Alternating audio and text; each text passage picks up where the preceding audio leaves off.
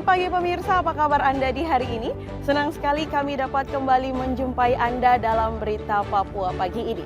Bersama saya Cynthia Delima, sejumlah informasi penting dan menarik telah berhasil dihimpun tim redaksi dan akan kami hadirkan untuk Anda. Berikut 3 di antaranya. Pesawat berbadan kecil asal Australia mendarat darurat di Bandara Merauke.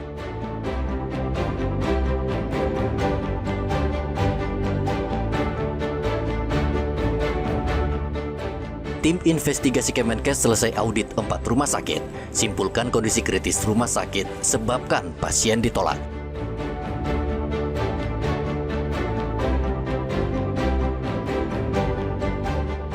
Kasus TBC meningkat di Merauke, warga diimbau waspada.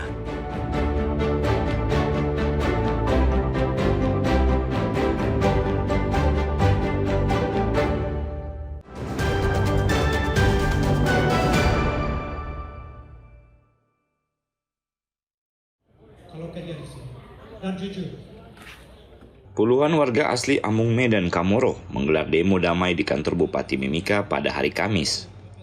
Dalam aksi tersebut, mereka mendesak pemerintah daerah untuk menyelesaikan konflik internal 4 yayasan yang mengatasnamakan lembaga adat Amungme. Mereka juga menuntut pemerintah kabupaten menetapkan satu lembaga yang sah untuk mengakomodasi kepentingan masyarakat Amungme di Timika. Pengunjuk rasa membawa spanduk berisi tuntutan dan harapan agar pemerintah segera memediasi masalah 4 yayasan tersebut. Menanggapi tuntutan pendemo, Bupati Mimika Jonis Retop menegaskan bahwa pemerintah daerah tidak memiliki kewenangan untuk mengintervensi urusan internal organisasi masyarakat. Sebagai pemerintah kita harus menyelesaikan semua persoalan yang ada di internal masyarakat. Nah, bagi kami, karena ada perbedaan yang tadi mereka kan sudah dengan aspirasi mereka kan, itu ada beberapa kelompok yang mereka sebut itu ormas-ormas. Ya bagi saya tidak ada masalah. Ormas boleh selesai, ormas bisa jalan masing-masing. Tapi lembaga hukum adat kita bentuk berdasarkan tatanan aturan yang ada. Itu aja. Kalau semuanya sudah sepakat, tidak ada soal. Kita menyelesaikan. Seperti yang terjadi sekarang kamu. Mereka sudah sepakat dan melakukan mustahil. Kelompok ini mereka sendiri sudah melakukan mustahil buat depannya. Tetapi mungkin tidak melibatkan kelompok lain. Nah, kita duduk sama-sama. Bicara. Kalau mereka clear, selesai, habis, aman, damai. Kita cek prosedur, ada tim penilai yang nanti akan menilai benarkah ini lembaga masyarakat gimana. Meskipun demikian, pemerintah daerah siap berperan sebagai penengah untuk mempertemukan 4 kelompok yang mengatasnamakan lembaga adat suku Amungme demi mencari solusi bersama. Setelah mendengarkan penjelasan bupati dan wakil bupati, para pendemo kemudian membubarkan diri secara tertib. Aksi demo ini berlangsung dalam pengawalan aparat kepolisian untuk menjaga keamanan dan ketertiban. Igobat Bomolin dan Rianto Nai melaporkan dari Timika, Papua Tengah.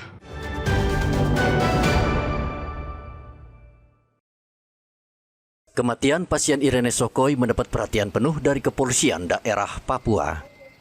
Polda Papua berkomitmen untuk transparansi terkait penanganan kasus yang melibatkan Rumah Sakit Bayangkara Jayapura.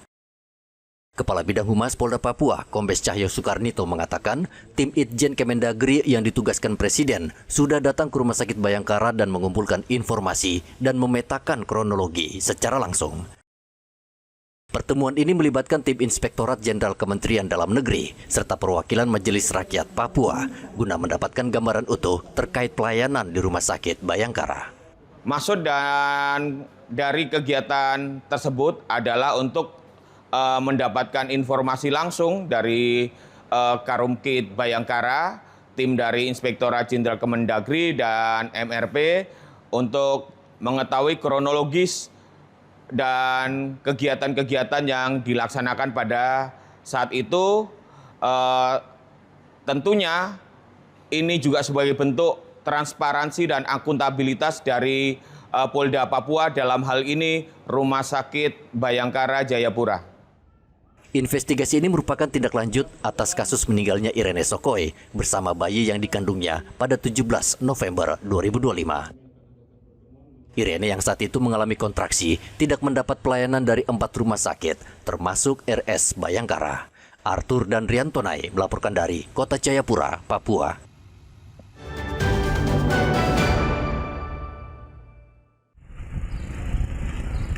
jumlah kasus penyakit TBC di Kabupaten Merauke menunjukkan tren kenaikan.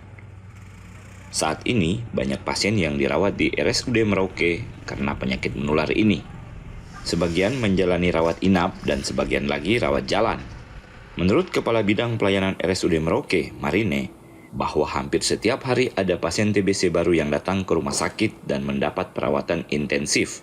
Kondisi ini, menurut Marine, menunjukkan penyebaran penyakit TBC di Merauke masih cukup tinggi dan memerlukan kewaspadaan semua pihak. Nah, penderita TBC ya Merauke itu memang sangat banyak ya Pak. Banyak, ya. Ada yang TBC biasa, ada yang sudah resisten obat dan sementara pengobatan. Jadi untuk kasus TBC memang di Merauke cukup banyak. Ya, seperti itu.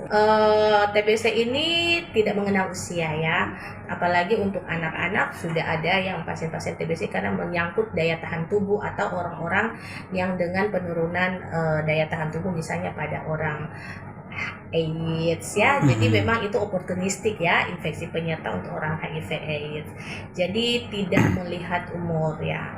Jadi tapi kalau untuk yang di rumah sakit itu ya kebanyakan orang dewasa. Warga diimbau lebih waspada terhadap penyakit TBC yang mudah menular melalui udara dan menyerang siapa saja yang memiliki daya tahan tubuh lemah. Sebagian besar kasus TBC yang menyerang warga Merauke adalah TB paru-paru dan sisanya TB resisten obat. Sebagian besar penyakit ini menyerang pria dan kelompok usia produktif. Muhammad Ridwan dan Rian Tonai melaporkan dari Merauke, Papua Selatan.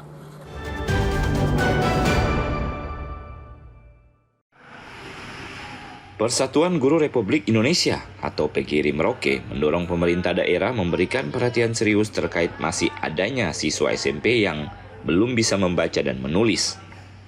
Fenomena tersebut ironis mengingat di era digital saat ini seharusnya siswa mampu menguasai ilmu pengetahuan dasar sejak dini.